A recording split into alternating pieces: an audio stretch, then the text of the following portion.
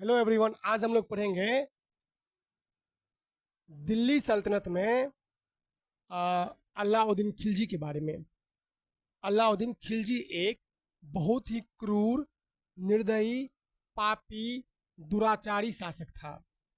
यह अपने चाचा जलालुद्दीन की हत्या कर दी थी और जलालुद्दीन की बेटी यानी अपने चाचा की बेटी से शादी किया था। किसने?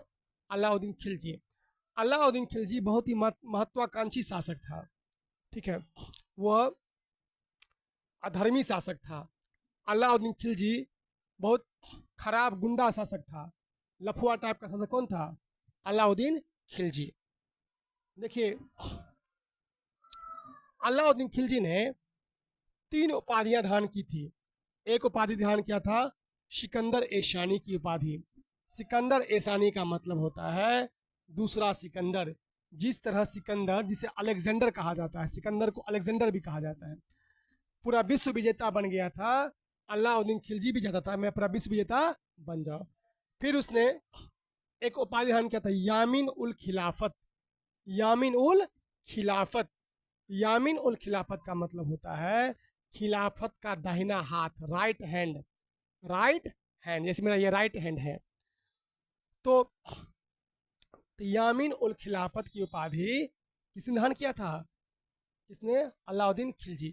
अब आपके दिमाग में सवाल आएगा, सर ये खिलाफत क्यों ना? देखो, खिलाफत ना मुसलमान धर्म में, इस्लाम इस्लाम में क्या होता है, जो बहुत बड़ा धार्मिक नेता होता है उसे खिलाफत कहते हैं। जो बहुत बड़ा धार्मिक नेता होता है उसे क्या कहते हैं? खिलाफत। ऐसा समझ में? ध्यान दीजिए, जो बहुत बड़ा धार्मिक नेता होता है उसे क्या कहते हैं? खिलाफत कहते हैं। तो खिलाफत का दाया हाथ इसे कहा गया था। मतलब कौन सा उपाधि? यामीन उल खिलाफत। यामीन उल खिलाफत, इसका मतलब क्या होता है? खिलाफत का दाहिना हाथ। इस्लाम धर्म में दाया हाथ को पवित्र माना जाता है। ठीक है, मतलब भरोसे और शुद्धता का प्रतीक माना जाता है कौन? दाया हाथ। ठीक है, कोई दिक्कत? चले, इसने एक उपाधि और धारण किया था, नाम था नासिर ए अमीर उल मोमिनीन। नासिर ए अमल नासिर ए अमीर उल मोमिनीन। ठीक है, नासिर ए अमीर अल मोमिनीन की उपाधि भी किसने धारण किया था? अलाउद्दीन खिलजी। देखो, इसका मतलब समझो, समझो, फिर लिखा देंगे। इसका मतलब हुआ विश्वास पात्र, यानी मुसलमानों के सेनापति का सहायक। जो विश्वास पात्र मुसलमान है उसके सेनापति का सहायक होता है। इसका इसका अर्थ लिखो, क्वेश्चन लिखो। अलाउद्दीन खिलजी ने कौन कौन सी 3 उपाधि धारण किया था? लिखिए, पहला उपाधि लिखो सिकंदर एशानी। सिकंदर एशानी यानी यानी दूसरा सिकंदर, यानी दूसरा सिकंदर। ठीक है, सेकंड लिखो नासिर ए अमीर अल मोमिनीन। नासिर ए अमीर उल मोमिनीन। नासिर ए अमीर उल मोमिनीन, इसका मतलब लिखो। देखिए, विश्वास पात्र मुसलमानों के सेनापति का सहायक। विश्वास पात्र मुसलमानों के सेनापति का सहायक होता है, इसका अर्थ। ठीक है,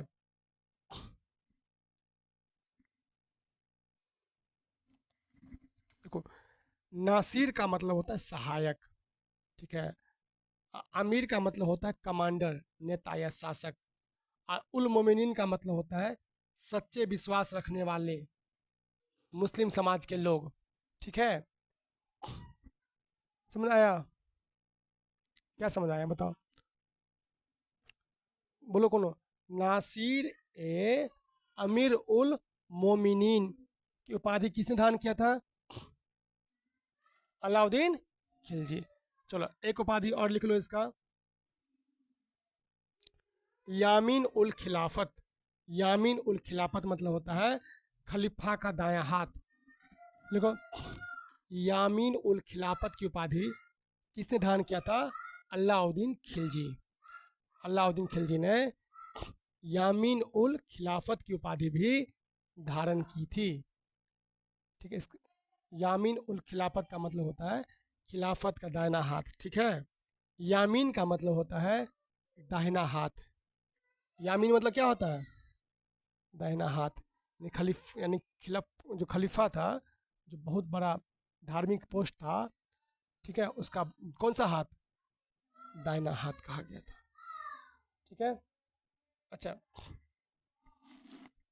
क्वेश्चन पूछेगा कौन सा शासक नया धर्म चलाना चाहता था लेकिन उलेमाओं ने विरोध किया? उलेमा मतलब जो इस्लामिक स्कॉलर, बड़े बड़े स्कॉलर होते हैं इस्लाम धर्म में, क्या कहते हैं? उलेमा। उलेमाओं ने क्या किया था? विरोध। उसके बाद अलाउद्दीन खिलजी ने यह इच्छा त्याग दिया था, नया धर्म शुरू नहीं कर सका। चलिए ध्यान सुनिए, अगला सवाल देखो। अगला सवाल ध्यान सुनो। जब उसने राजत्व यानी किंगशिप प्राप्त किया, वह शरीयत के नियमों और आदेशों से पूर्णतः स्वतंत्र था। बर्नी ने यह कथन किस सुल्तान के लिए कहा? देखो, एक इतिहासकार था जियाउद्दीन जियाउद्दीन बर्नी। बर्नी कहता है अलाउद्दीन खिलजी के बारे में, जब उसने राजत्व प्राप्त किया, जब ये अपना राजगद्दी प्राप्त किया, सत्ता प्राप्त किया, तो शरीयत के नियम को नहीं मानता था। उससे क्या था? इंडिपेंडेंट, स्वतंत्र था। पूरी बात इधर ध्यान दो। अलाउद्दीन खिलजी के बारे में जियाउद्दीन बर्नी का है। जियाउद्दीन बर्नी कौन है? एक फेमस इतिहासकार है, हिस्टोरियन है। वो कहते हैं जब अलाउद्दीन खिलजी ने राजत्व यानी किंगशिप धारण किया था, तो वह शरीयत के नियम को नहीं मानता था। कौन नहीं मानता था शरीयत के नियम को? अलाउद्दीन खिलजी। यह बात किसने कहा है? नाम क्या है? जियाउद्दीन बर्नी। नाम क्या है? जियाउद्दीन बर्नी। किसके बारे में कहा है? हाँ, इनकी पुस्तक का नाम लिखना, तारीख फिरोज शाही। तो अपनी पुस्तक तारीख फिरोज शाही में ये बात कहा है। समझ आया? पुस्तक का नाम क्या है? तारीख फिरोज शाही। तारीख फिरोज शाही में किसने कहा है ये बात? किसने कहा? जियाउद्दीन बर्नी ने। किसके बारे में कहा है? क्या कहा है? क्या कहा है उसने? वो शरीयत के नियम को नहीं मानता था। ठीक है, लिखिए, उसे लिखो। जब उसने राजत्व जब उसने राजत्व जब उसने राजत्व प्राप्त किया, तो वह शरीयत के नियमों और आदेशों तो वह शरीयत के नियमों और आदेशों से पूर्णतया शरीयत के नियमों और आदेशों से पूर्णतया स्वतंत्र था। पूर्णतया स्वतंत्र था। जियाउद्दीन बर्नी ने यह बात किस शासक के बारे में कहा है? जब उसने राजत्व प्राप्त किया, तो वह शरीयत के नियमों और आदेशों से पूर्णतया स्वतंत्र था। यह बात जियाउद्दीन बर्नी ने किसके बारे में कहा है? लिखिए,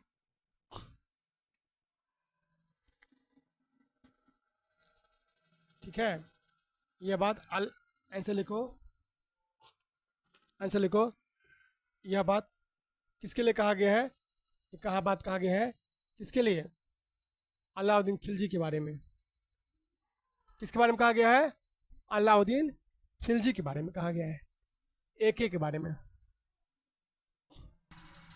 जियाउद्दीन बर्नी ने अपनी पुस्तक जियाउद्दीन बर्नी ने अपनी किताब तारीख फिरोज शाही में इस बात का वर्णन किया है। जियाउद्दीन बर्नी ने अपनी पुस्तक तारीख फिरोज शाही में इस बात का वर्णन किया है। ठीक है,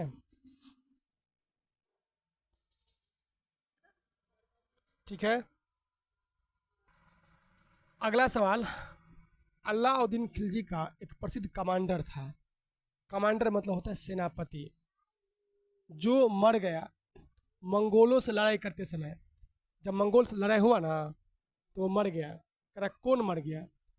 कौन सेनापति था जो मंगोलों से लड़ाई करते समय क्या हो गया, मर गया।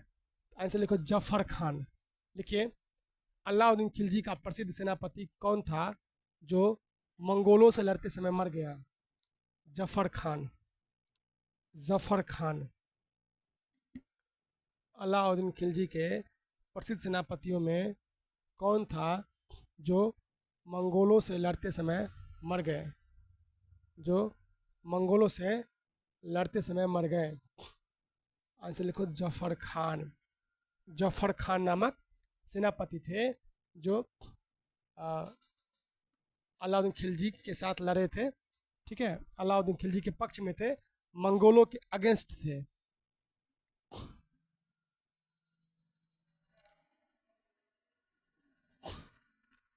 कोई दिक्कत? सेनापति क्या नाम था? जफर खान। रख दिए, समझे? सेनापति क्या नाम था बाबू? जफर खान। जफ जफर खान ने क्या जफर खान बहुत वीर बहादुर सेनापति था, समझे? मंगोल इसे डरते थे। मंगोल शासक जो थे इनसे क्या करते थे? बहुत डरते थे, बहुत ज़्यादा। जफर खान बहुत वीर बहादुर सेनापति से था, कमांडर था, ये बात कहा गया है। लेकिन इनकी मौत हो गई, समझे, 1299 में। कब मौत हो गई? 1299 में इनकी मौत हो गई। मंगोलों के खिलाफ लड़ते समय वीरता से लड़ा और वीर गति को प्राप्त हो गए। ठीक है, लिख लो।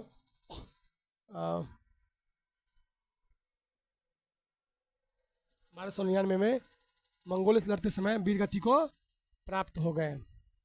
कौन प्राप्त हो गए वीर गति को? चले, अब हम लोग पढ़ेंगे पद्मावती कहानी को। देखो सुनिए, अब हम लोग पढ़ेंगे रानी पद्मिनी के बारे में। किसके बारे में? रानी पद्मिनी।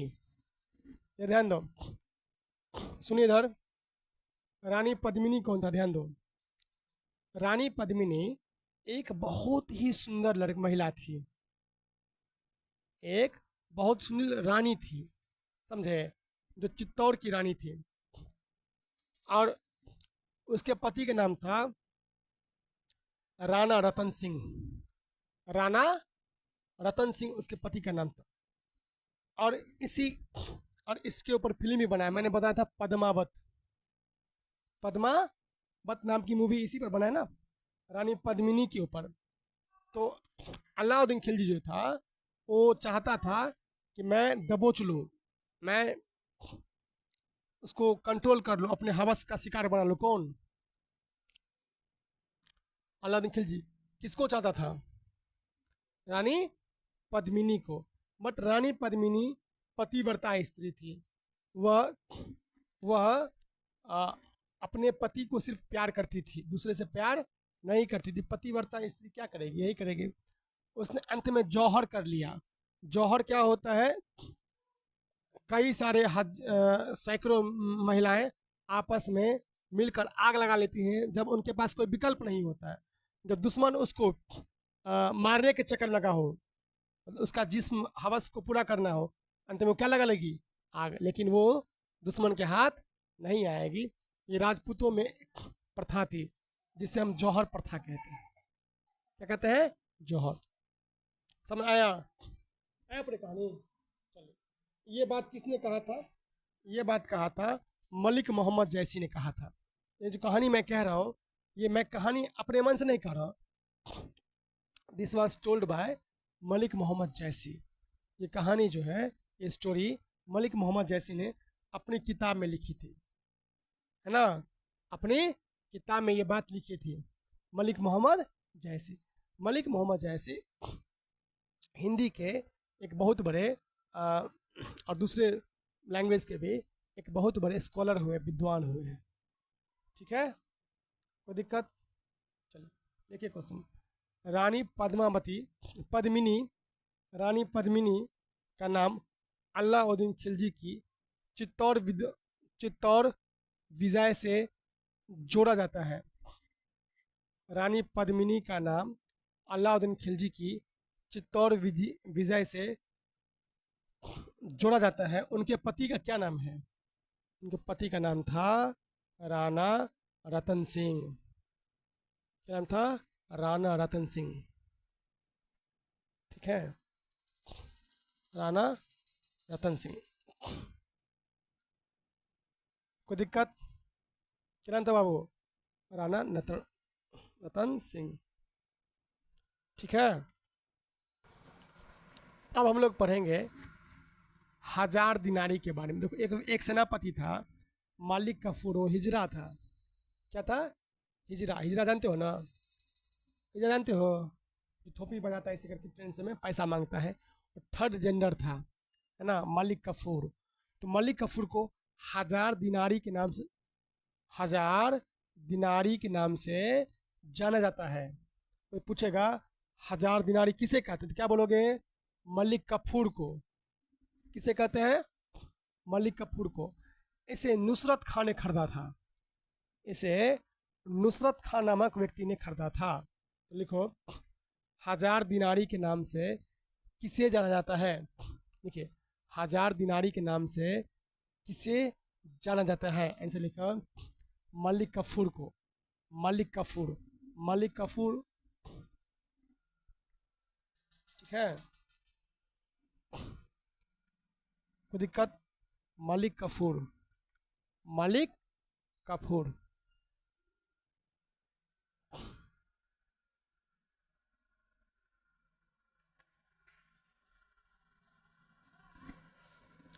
कोई दिक्कत? हाँ, लिखिए, लिखिए, मलिक कफूर बैगल को, हजार दिनारी को किसने खरीदा था? आंसर लिखो, नुसरत खान। आंसर लिखिए, नुसरत खान ने खरीदा था। नुसरत खान ने। बीपीएससी में पूछा सवाल है 2024 में। नुसरत खान ने खरीदा था। ठीक है,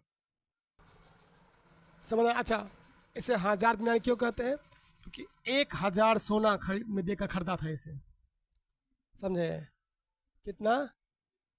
1000 सोना देकर खरीदा था। इसलिए हम क्या पढ़ा इसे?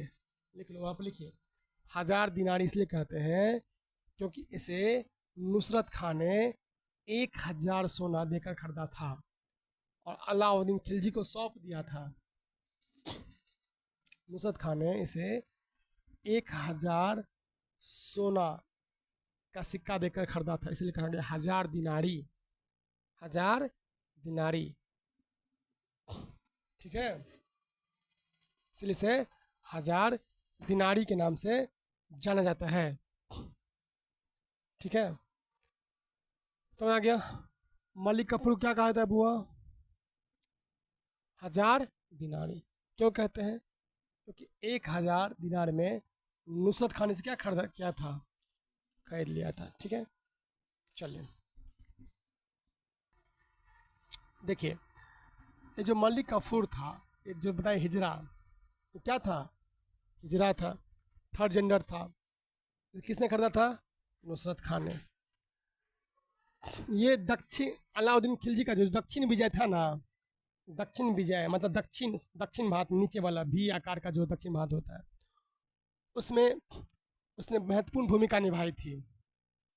मलिक कफूर ने क्या कौन सी भूमिका निभाई थी? महत्वपूर्ण भूमिका निभाई थी। किसने? हजार दिनारी मलिक कफूर ने। ठीक है, चलिए। अच्छा, क्या हुआ ध्यान दो, अलाउद्दीन खिलजी जब आक्रमण किए थे देवगिरी पर, तो देवगिरी का शासक कौन था? एग्जाम में पूछेगा, लिखो क्वेश्चन। अलाउद्दीन खिलजी ने के आक्रमण के समय देवगिरी का शासक कौन था? आंसर लिखो, रामचंद्र देव। अलाउद्दीन खिलजी के आक्रमण के समय देवगिरी का शासक कौन था? आंसर लिखो, रामचंद्र देव। शासक का नाम था रामचंद्र देव। रामचंद्र देव उसका शासक था। कब, कहाँ का? देवगिरी का शासक रामचंद्र देव था। ठीक है, देखो, देवगिरी कहाँ है? लिखिए, लिखिए, देवगिरी महाराष्ट्र के औरंगाबाद जिले में है। देवगिरी आपको महाराष्ट्र के औरंगाबाद जिले में मिलेगा। ठीक है, देखो, देवगिरी महाराष्ट्र के औरंगाबाद जिले में मिलेगा।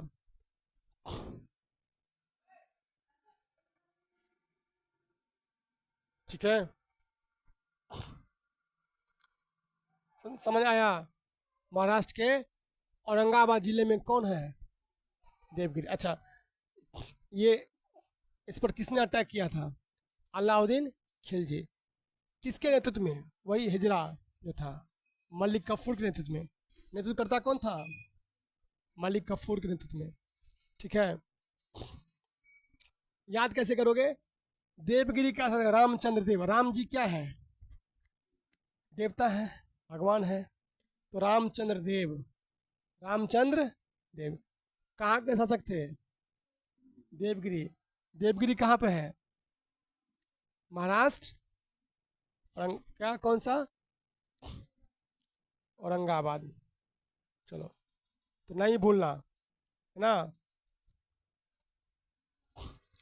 तो देखो, तुम्हें कुछ कुछ याद कर लेना राजा, जो जहाँ पर अलाउद्दीन खिलजी के समकालीन थे, जो एग्जाम पूछेगा लिख लीजिए। तो मतलब एक जगह लिख लो, मतलब लिखो, लिखो रणथंभौर राजस्थान के राजा लिख लो, हमीर देव।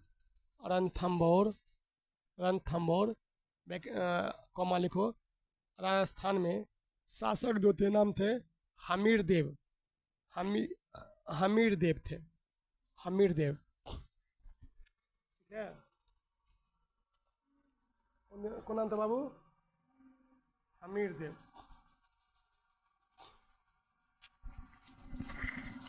रणथंभौर फेमस जगह है ना। रणथंभौर नेशनल पार्क भी है वहीं पर है। कहाँ पर? राजस्थान में। तो वहाँ के कौन थे बुआ? हमीर देव। चित्तौड़ का बता दिया था, पद्मिनी का पति राणा रतन सिंह। लिखो चित्तौड़, लिखो चित्तौड़। चित्तौड़ का लिखे राणा रतन सिंह। देवगिरी का बता दिया, राजा रामचंद्र राय। राजा रामचंद्र राय। गुजरात का लिखो कर्णदेव। लिखो गुजरात का, लिखो राजा कर्णदेव। कर्णदेव। ठीक है,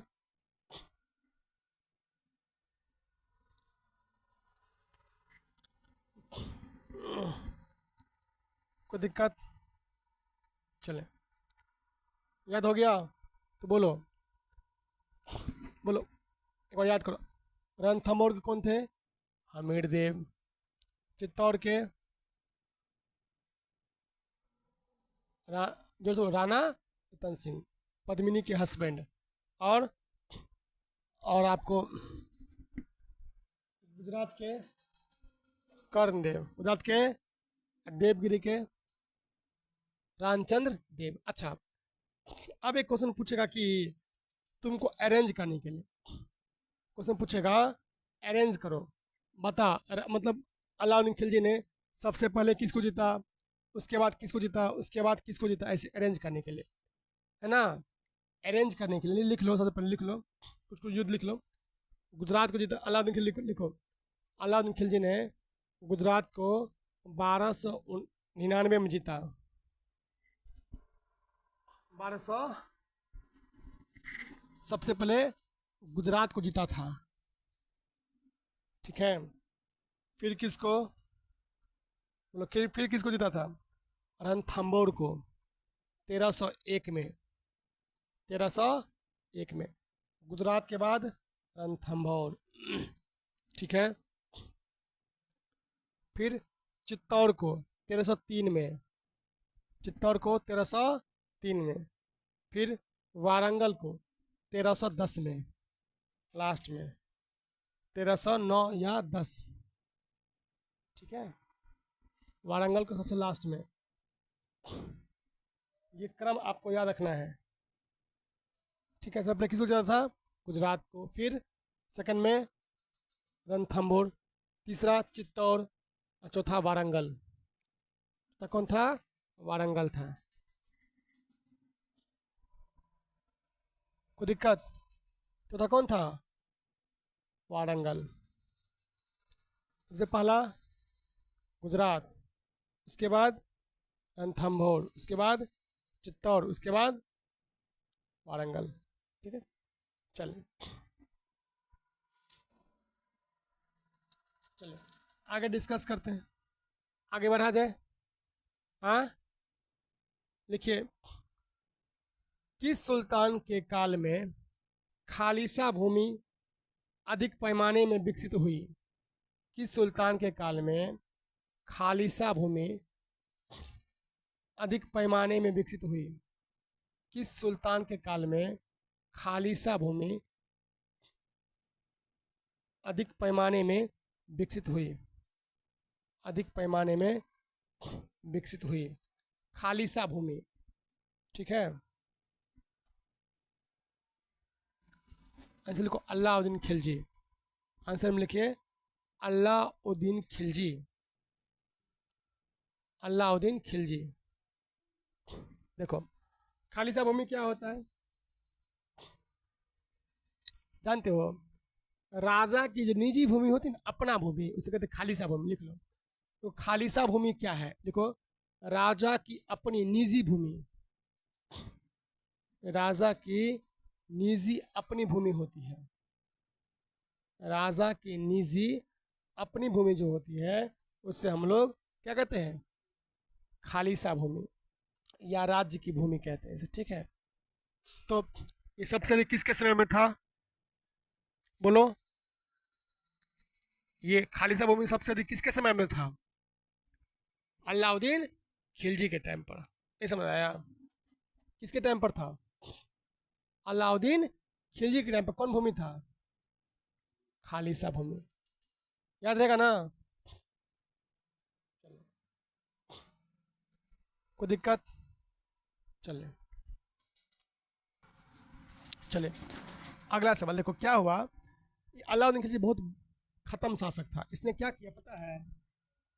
कि फसल की नपाई का आधा 50% टैक्स ले लिया उसने।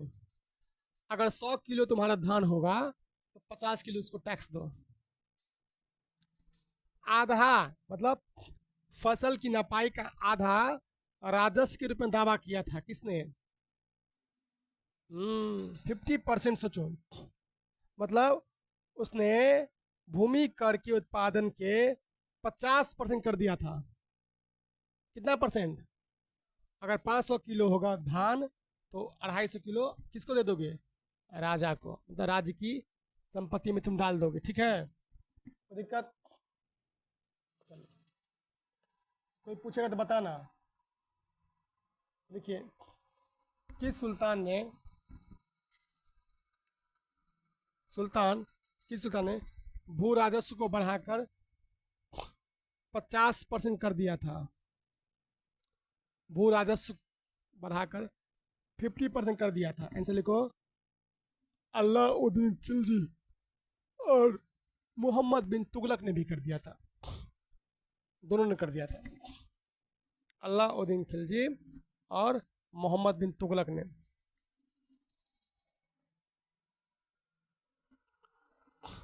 दो शासक थे, अलाउद्दीन खिलजी और मोहम्मद बिन तुगलक।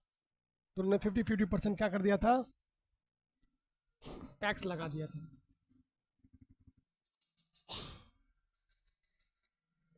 कोई दिक्कत? लिखिए, किस शासक ने मूल्य नियंत्रण पद्धति को पहली बार लागू किया था?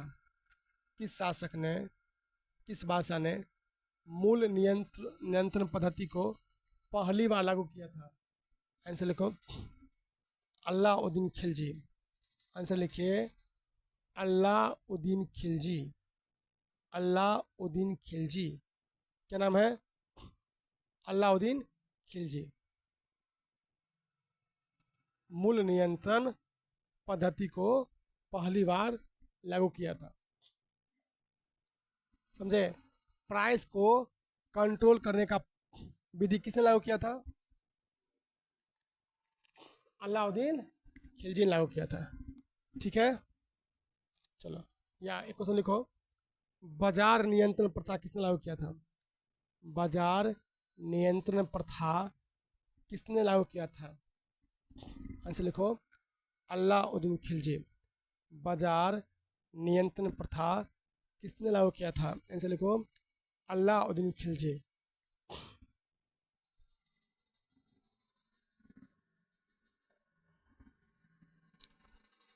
ठीक है, और इसमें बहुत सफलता भी पाया, बहुत, किसने सफलता पाया, बहुत मतलब सक्सेस किया इसका। चलो क्वेश्चन लिखो, किस सुल्तान ने बाजार सुधार किए? अलाउद्दीन खिलजी। किस सुल्तान ने बाजार सुधार किए? आंसर लिखो, अलाउद्दीन खिलजी ने क्या किया था? बाजार सुधार किए थे। किसने? अलाउद्दीन खिलजी ने बाजार सुधार किया था। ठीक है, मतलब बाजार नियंत्रण प्रणाली, मूल्य नियंत्रण प्रणाली किसने शुरू किया? अलाउद्दीन खिलजी। ठीक है,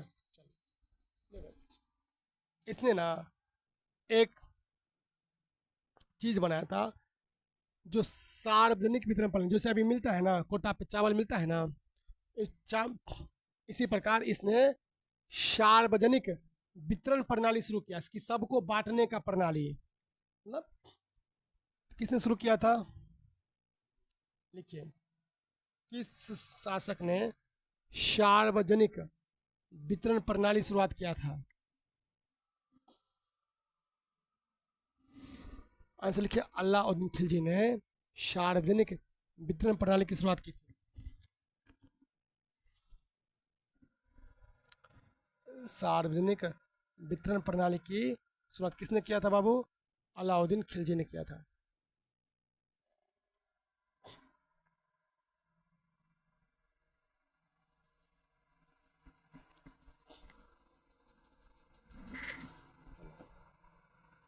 याद रहेगा, अलाउद्दीन खिलजी।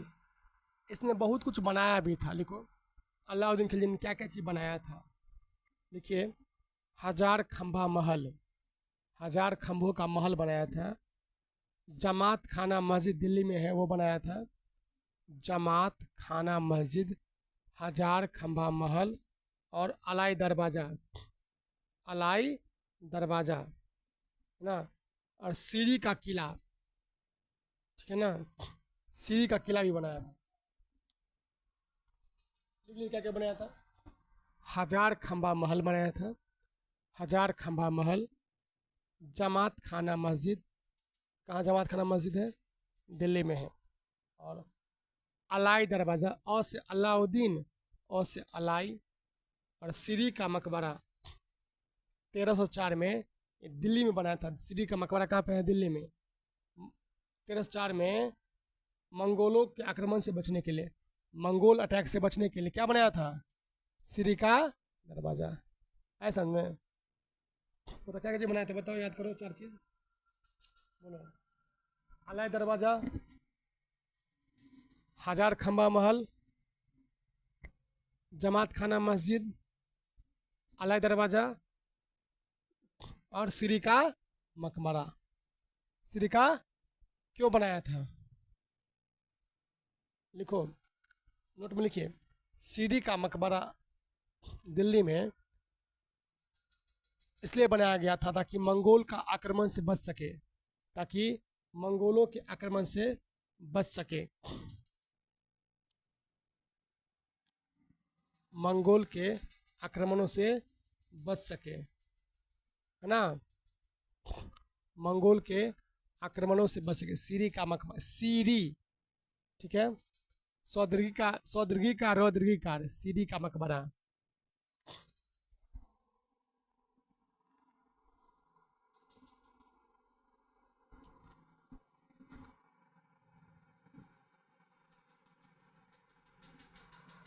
ठीक है, चलो समझ आ गया। आगे इसने दो तीन कर लगा, जैसे घड़ी कर और गृह कर। घड़ी कर और घर कर किसने लगाया था? अलाउद्दीन खिलजी। लिखो, घड़ी अथवा गृह कर लगाने वाला दिल्ली का प्रथम सुल्तान कौन था? घड़ी कर और गृह कर लगाने वाला, गृह मतलब घर का कर, लगाने वाला दिल्ली का प्रथम सुल्तान कौन था? इसे लिखो, अलाउद्दीन खिलजी।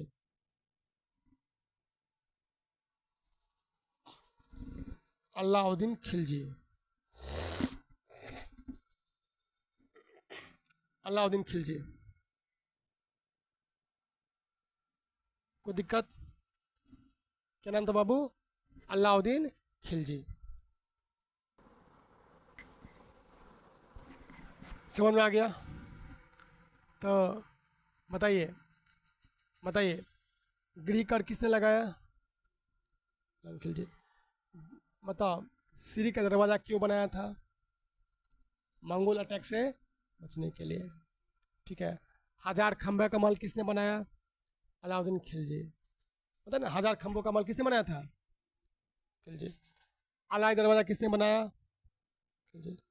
जमात खाना मस्जिद किसने बनवाया? दिल्ली में है, दिल्ली में है। ठीक है। ये सब। बाजार नियंत्रण प्रणाली किसने शुरू किया? टैक्स कितने 50% किसने किया? अलाउद्दीन खिलजी। ठीक है। बाजार नियंत्रण प्रणाली, मूल्य नियंत्रण प्रणाली, सब कौन मारेगा? ऐसा आएगा तो अलाउद्दीन खिलजी। चले, अगला क्वेश्चन लिखो। किस सुल्तान ने अपनी साम्राज्य की सीमा की सुरक्षा हेतु एक विशेष सेना को नियुक्त किया? किस सुल्तान ने साम्राज्य की सीमाओं को सुरक्षा हेतु एक विशेष सेना को नियुक्त किया? ऐसे लिखो, अलाउद्दीन खिलजी। देखो, मान लो मेरा घर है, बाउंड्री, तो बाउंड्री पर हम क्या करेंगे? कुछ व्यवस्था करेंगे ना, ताकि दुश्मन का सेना हमारे अंदर। ऐसा व्यवस्था किसने किया था? अलाउद्दीन खिलजी ने किया था, एके ने किया था। ठीक है। ये अलाउद्दीन खिलजी के बारे में मैंने तुम्हें बताया। कोई दिक्कत? चलिए, ये पूरा अलाउद्दीन खिलजी के बारे में मैंने बताया आप लोगों को।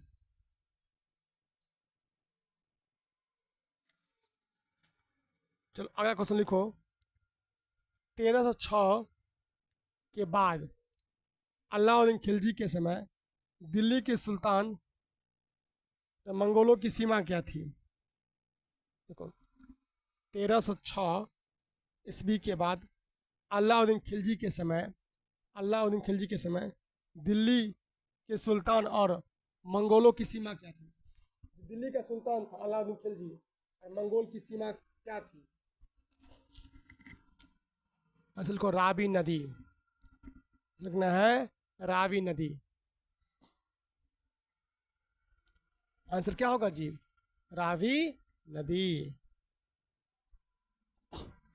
रावी नदी ये रहे समय दोनों के बीच में सीमा था, मंगोल और किसके?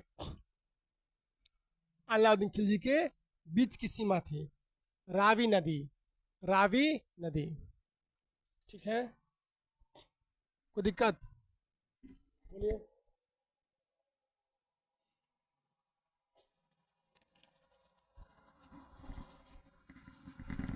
कोई दिक्कत है? कौन सीमा थी बाबू? रावी नदी। चलो एक बार रिवाइज कर लो। बोलो, सबसे अधिक खालिसा भूमि किसके पास था? खालिसा मतलब राजा की पर्सनल जमीन, निजी खास जमीन। अच्छा, किस सुल्तान ने टैक्स बढ़ा के 50% कर दिया? अलाउद्दीन खिलजी। हाँ, हाँ। इसने दाग और हुलिया प्रथा भी शुरू किया था। कौन प्रथा? दाग हुलिया प्रथा क्या होता है? देखो, जैसे घोड़े को दाग दो, सेना का हुलिया बनाओ, ताकि कोई भी गुप्तचर हमारे हमारे किस में नहीं आ जाए, सेना में भर्ती ना हो जाए। तो सब पूछेगा, दाग और हुलिया प्रथा किसने शुरू किया? लिखिए लिखिए, दाग और हुलिया प्रथा की शुरुआत किसने किया? ऐसा लिखो, अलाउद्दीन खिलजी ने घोड़े को दाग दिया था चिन्ह के लिए, और सेनाओं का एक खाका तैयार किया था, घुलिया तैयार किया था, ताकि कोई भी हमारी जासूसी न कर सके। दाग और हुलिया प्रथा किसने शुरू किया? अलाउद्दीन खिलजी। अगला क्वेश्चन लिखिए। 1303 में काकतीय शासकों की सेना ने किसकी सेना को वारंगल में हराया था? 1303 में काकतीय शासकों की सेना ने किसकी सेना को 1303 में वारंगल में हराया था? 1303 में वारंगल में हराया था। वारंगल में हराया था। देखिए आंसर लिखिए। अलाउद्दीन खिलजी को, अलाउद्दीन खिलजी की सेना को हराया था। ठीक है, देखिए इधर ध्यान दो। तो वारंगल कहाँ पे है? तेलंगाना में। वारंगल कहाँ पे है? तेलंगाना के जो शासक थे उसने हरा दिया था। किसको हरा दिया था? अलाउद्दीन खिलजी की सेना को। किसने हराया था? वारंगल की सेना ने। समझे? कब हराया था? 1303 में। याद रहेगा? याद रहेगा ना जी? तो याद रखना, नोट में लिखो। देखो वारंगल तेलंगाना में आता है, तेलंगाना में पड़ता है वारंगल। वारंगल जो है वो तेलंगाना में आता है। कहाँ पे आता है? तेलंगाना में। ठीक है, लिखिए क्वेश्चन लिखो। काकतीय वंश की राजधानी वारंगल। काकतीय वंश की राजधानी कहाँ है? वारंगल। एक वंश था काकतीय वंश। काकतीय वंश की राजधानी कहाँ पे है? वारंगल, तेलंगाना। ठीक है, काकतीय वंश की राजधानी कहाँ पे? जोर से बोलो। वारंगल, तेलंगाना। ठीक है, वारंगल तेलंगाना में। दिक्कत? तो अच्छा पूरी बात समझो। एक वंश कौन नाम था? काकतीय वंश। कौन वंश? मेरे ध्यान दी, कौन वंश था?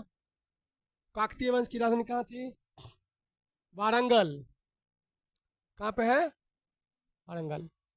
अच्छा, काकतीय वंश के संस्थापक कौन थे? लिखो तो। लिखे, काकतीय वंश की स्थापना किसने किया है? देखो, प्रोला द्वितीय और रुद्रदेव प्रथम ने। काकतीय वंश की स्थापना प्रोला सेकेंड और रुद्रदेव प्रथम ने।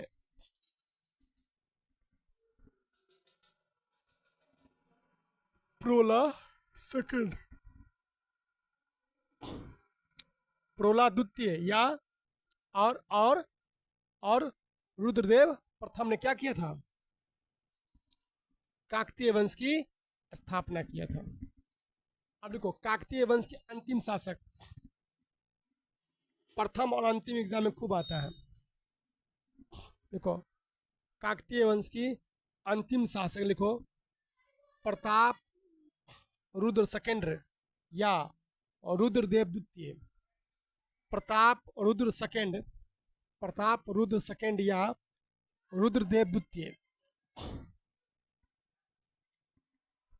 ठीक है, क्या बोलेंगे? प्रताप रुद्र द्वितीय या रुद्रदेव द्वितीय। ठीक है, रुद्रदेव द्वितीय, दोनों एक ही नाम था। प्रताप रुद्र सेकेंड या रुद्रदेव सेकेंड। ठीक है, ये कौन वंश पढ़ाया मैंने? खिलजी वंश। कल पढ़ाएंगे तुगलक वंश। कल क्या पढ़ाएंगे? तुगलक वंश सबसे बड़ा वंश है। 94 साल इसका चला था। सबसे लंबा वंश कौन सा है? दिल्ली सल्तनत में सबसे लंबा वंश है तुगलक वंश। समझा? तो कल पढ़ाएंगे, छोटा बड़ा होगा, खिलजी को समेट करके तुगलक की क्या करेंगे हम? शुरुआत करेंगे। ऐसा ना, चलो।